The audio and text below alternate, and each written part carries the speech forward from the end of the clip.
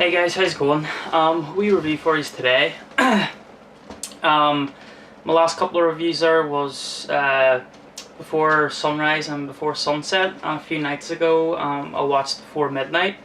So my review's going to be Before Midnight. The film starts off.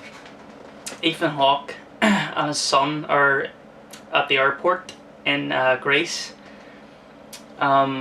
His son is going back to I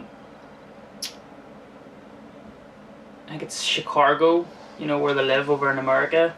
Well, he's living with his mum, and Ethan Hawke's character Jesse, it seems to be their relationship, him and his son's relationship, isn't the best at the start of the film, and then his son gets on the airplane, and Jesse walks out of the airport, and Celine's waiting there for him, and he gets into the car and start driving off, and we find out that him and Celine are together, and they've got two kids. They've got two daughters, twin daughters, and we've got this scene where they're talking to each other in the car. We find out they're on holiday. They've been on holiday for like a vacation for 6 weeks in Greece. So we'll get to know them again, and we've just got the usual banter in the car, and they get to this like wee sort of like, what was it called, like a cottage or a villa or something in Greece, and like the countryside of Greece, and they're staying there with this old guy, and we've got other characters there as well. There's like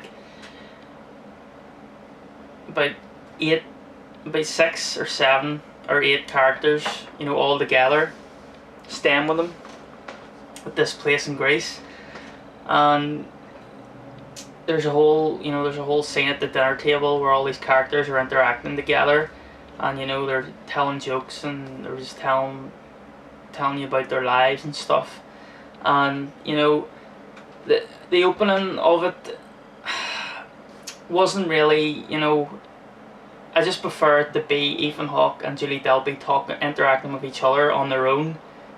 I wasn't too sure about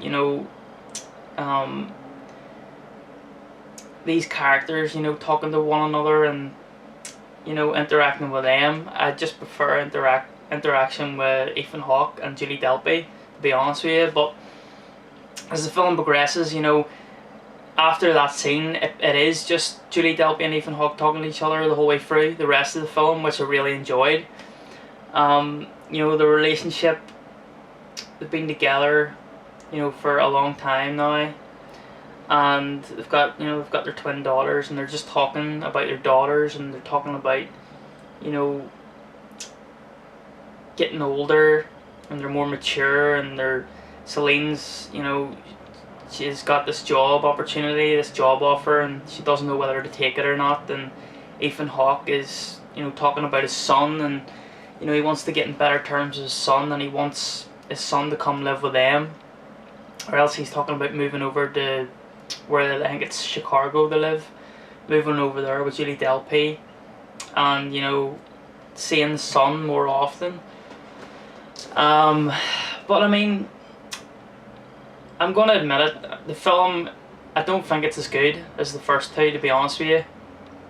There is some really, really good scenes in it. The scene in the hotel at the end, in the hotel room, was really, really, really good scene. Really, really, again, the chemistry between Ethan Hawke and Julie Delpy is really, really good. I wasn't too sure about the other characters at the start of the film, to be honest with you.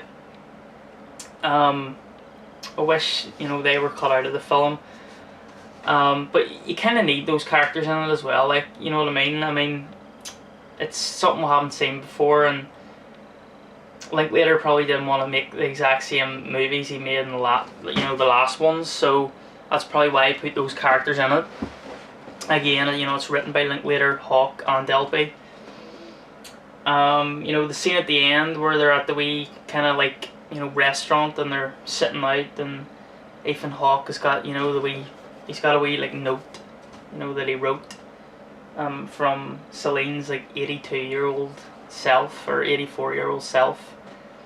You know, it was pretty good wee joke and pretty emotional scene. The acting in that scene's really good from both Ethan Hawke and Julie Delpy. I mean, the acting is really good. The acting in the previous two's brilliant, and in this one as well.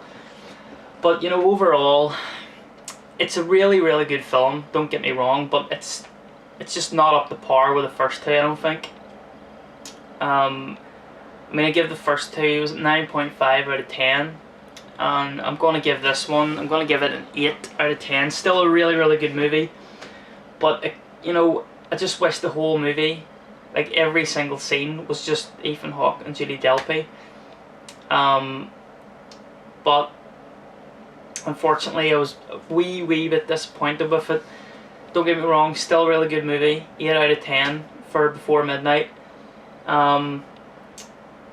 And I think that'll be the last one, you know. I think we'll just keep it a trilogy. I think that they might be a wee bit too old. If, you know, we'll wait another 9 years. Maybe not. Maybe we'll get a fourth one. But, you know, it was a good movie. In a whole, it was a good movie.